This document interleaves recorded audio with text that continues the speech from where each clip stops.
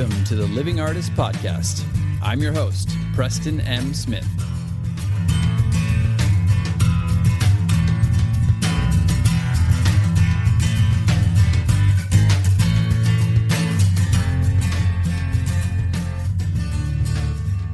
Hey, everybody.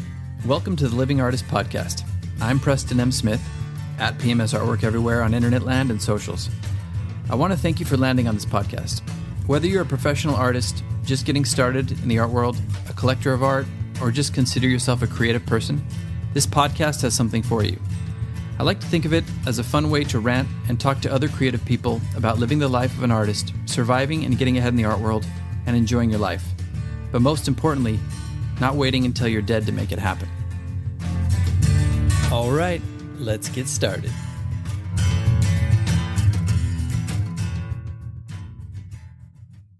LinkedIn is pretty amazing at helping you grow your small business. We cannot make your email response time faster. We can help you sell, market, and hire in one place. We cannot help you find space for your 3 desk drinks. Why do you have 3? And while we can't help you find the perfect volume for your presentation video, LinkedIn can help you find the perfect audience for your business. Grow your small business on LinkedIn. Learn more at linkedin.com/smallbusiness.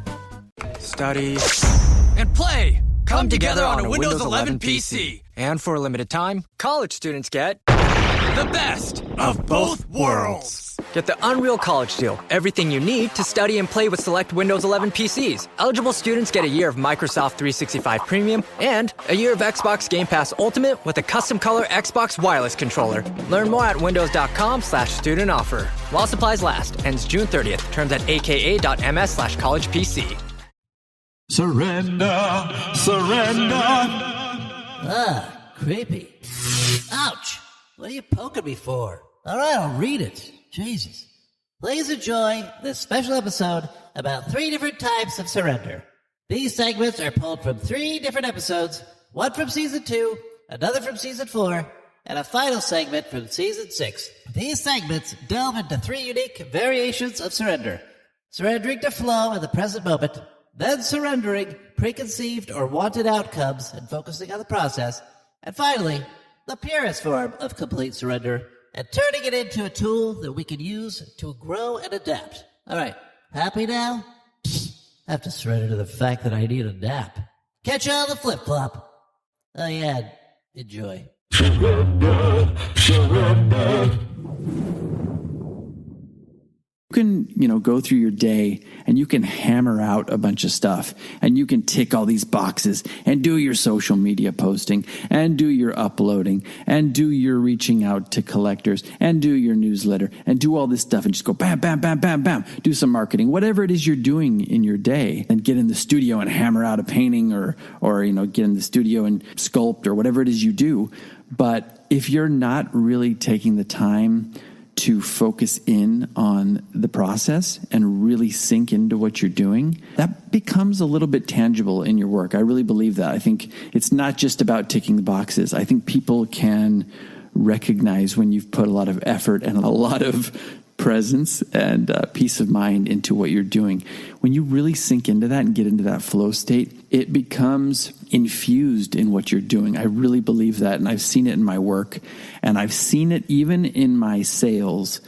When I'm not really hooked into what I'm doing and I'm not really just feeling it and flowing with it and knowing that what I'm doing is of value, my sales suffer. Now, people are going to be like, wait a minute, whoa. That has nothing to do with your sales. But I argue that it does, because I've been doing this for a long time, and it has happened so many times to me, more than I can even count. And there's just something to be said for being in that zone, having that presence. You're really not pushing up against and butting your head up against a wall or having these opposing forces like the 2 opposite ends of a magnet repelling each other. That's kind of what happens when you're efforting too much and you're doing your work. Yeah, you're doing it, you're ticking the boxes, but you're just struggling and really pushing too much. I think that's something in life that we all recognize at some point, whether it's a relationship or whether it's business or whether, you're trying to get in with a job, like get hired or, get in with a gallery. there's a sense of desperation or just not being in sync with what you're doing. And people can kind of feel that and almost smell that on you. So it is very important to focus in on being present with what you do every step of the way, whether that's uploading online or whether that's creating in the studio or anything that we've named already. Take the time to really focus in on what you're doing and be present with that. Now, you're going to be like, well, how do you do that? Good question. And really, it's pretty simple to explain, but it's really hard to do and to witness. And that's the main thing, is you're really just trying to figure out how to witness it when it's happening in your life and in your day. Because so many people are just so overwhelmed and just kind of fired up on caffeine and, going through their day, just pounding these things out and just trying to get through it all, and that's fine. But I would say quality over quantity. And I think we've talked about that a lot in the past, but I'm just going to say it again because it bears repeating, really. It's very important. You have to witness what you're doing day by day. And a lot of that can be with the breath. If you're working, and I find this with myself too, if I've had a little bit too much caffeine and I'm getting into it, like I can start off very present. But after a while, I have so many things that I'm trying to do that I start to find my breath gets restricted. And I'm almost like holding my breath or mouth breathing, and it's just coming out in a way, and I can feel like, not butterflies, but I can feel like a tension in my stomach, and I'm tensing these muscles that have a lot to do with a lot of contraction, even in my chronic pain. So you can really witness it in the body and the mind. I mean, you can get anxiety from it as well, but I think the first sign is with the body. Are you tensing up? Is your breath labored? Because if it is, you need to take a moment and clear the head and just start breathing through the nose. Take a couple deep breaths in through the nose, out through the mouth, or in through the nose, out through the nose, whatever works best for you. And just do that until you can get refocused and recentered.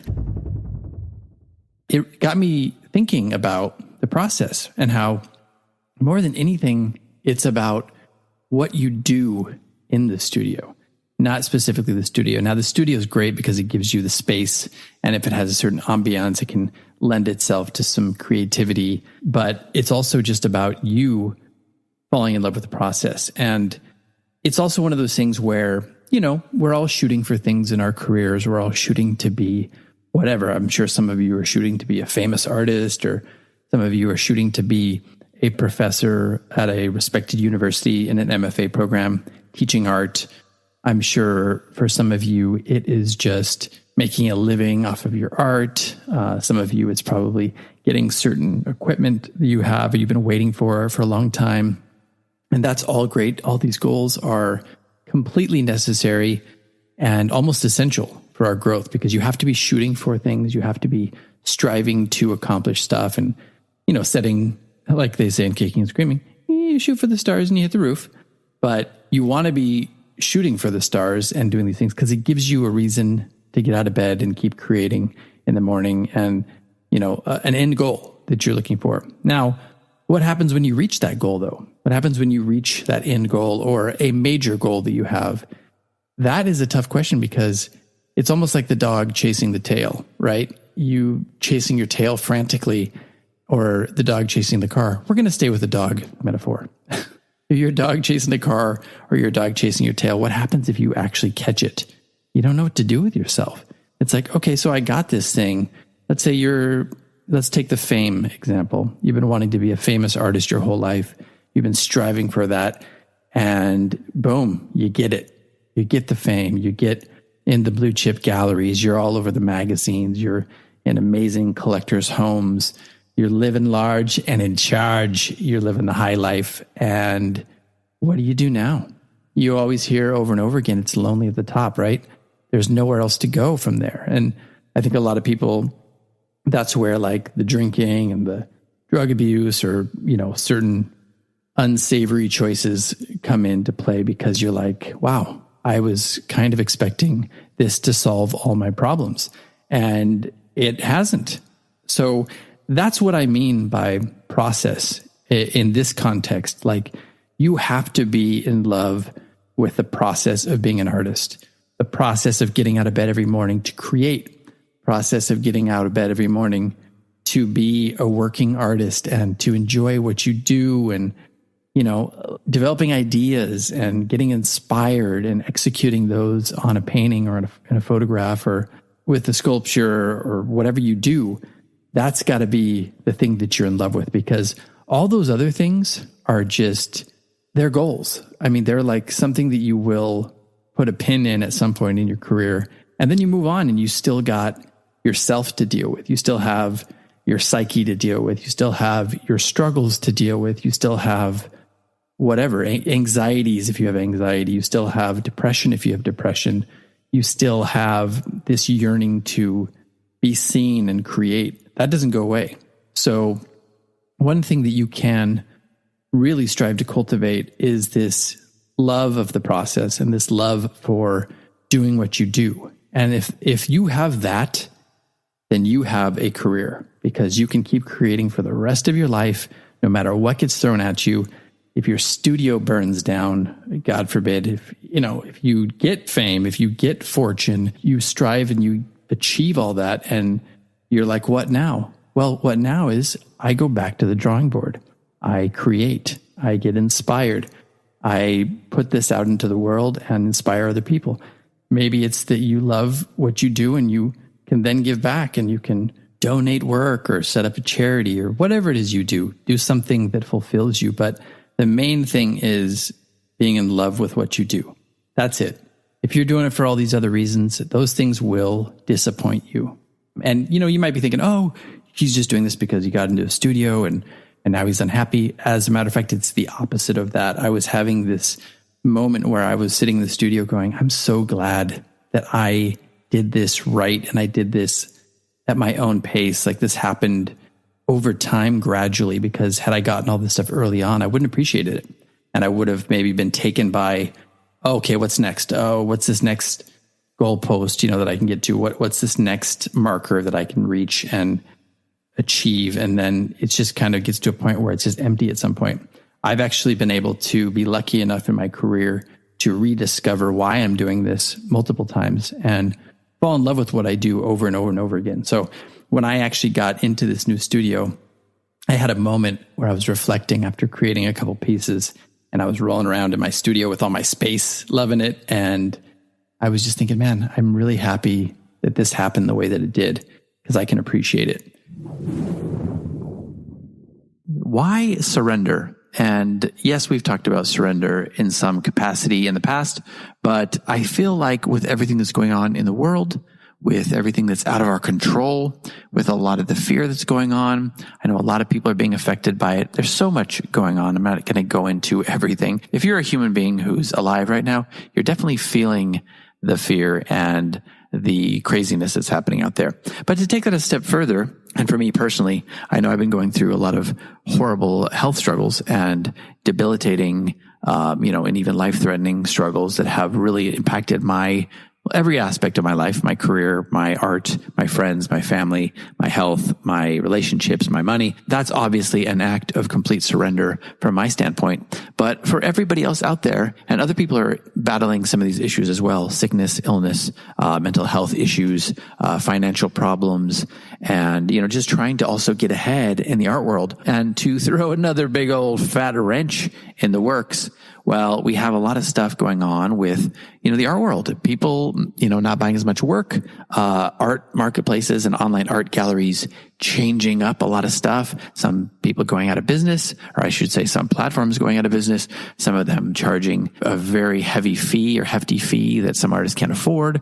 Some artists completely changing things. Like, I just got an email today, which was the catalyst for this episode really, was that, one of the platforms I've been on for over a decade is completely wiping artworks over 2 years old. So it's like all the work you've done for 10 plus years gone. So that's fun. And all the stuff that you've cataloged. And it's just another one of those things. I've been through galleries and online galleries that have closed, like physical galleries that have closed or stopped representing artists or changed representing artists. And all of a sudden you're out on the street and you got to find a new gallery. But also I have dealt with some online platforms where I was killing it, selling like 4, 5, 6, 7 paintings a month with them, making good money, selling to, international collectors and local collectors, like national collectors. And it just went out of business one day. Boom. Like you went from making almost 100 sales in like just over a year, almost 2 years time. And then all of a sudden, boom, gone. As a matter of fact, I had 3 sales out at the time that the company collapsed, and I only got paid for one of those paintings. So I had 2 sales that I worked hard on, artworks that I worked hard on, funded the shipping and all that stuff, got it out there. And then I just never got paid for them. And there was really nothing I could do about it. So keeping all that in mind, we are going to talk about the power of surrender. Yes, surrender. Surrender can be so powerful. Now, a lot of people see surrender as a completely passive thing. I don't see it that way.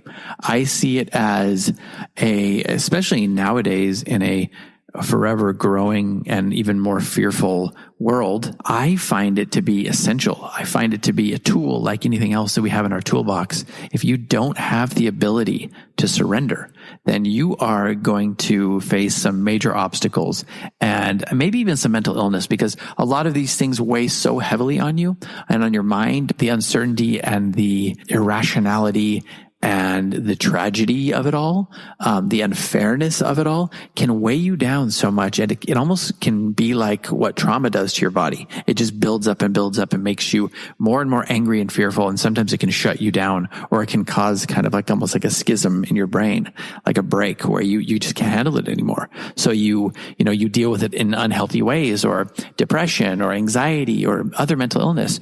So I'm here to say that surrender is a powerful tool, and it's an empowering tool that we can all use to kind of take back a little bit control of our own minds. Because no matter what the world and the art world and galleries and online galleries and collectors and, politicians and presidents and, whatever you want to say, taxes, all these entities do to you, you have the ability to decide how much you're affected by them and how much you let them weigh you down. Now, there's another powerful aspect to this. It's not just surrender and be like, I surrender to everything, take everything from me and I'll just let it happen. No. I'm not saying that. I'm saying using surrender as an initial tool to not feel the weight as much of it all, to not let it take you out, like take you down, take you out of the equation. If that happens, you're garbage. There's nothing you can do. Surrender is a first tool to get rooted back in yourself. And yes, as Eckhart Tolle would say, the present moment as well. You use it as a tool. And I've had to use this so much with my disease, is just using it as a tool to surrender to what is happening. Okay, this is happening now. I just have to be present in this moment. And sometimes it's been brutal and it still hasn't been something that I could see getting me out of it, but it has helped me to be able to be rooted in the moment and know that hopefully this will pass. Now, we're never guaranteed that is going to happen, but it at least gives us that power to take back, to go, okay, I'm going to be rooted in this moment.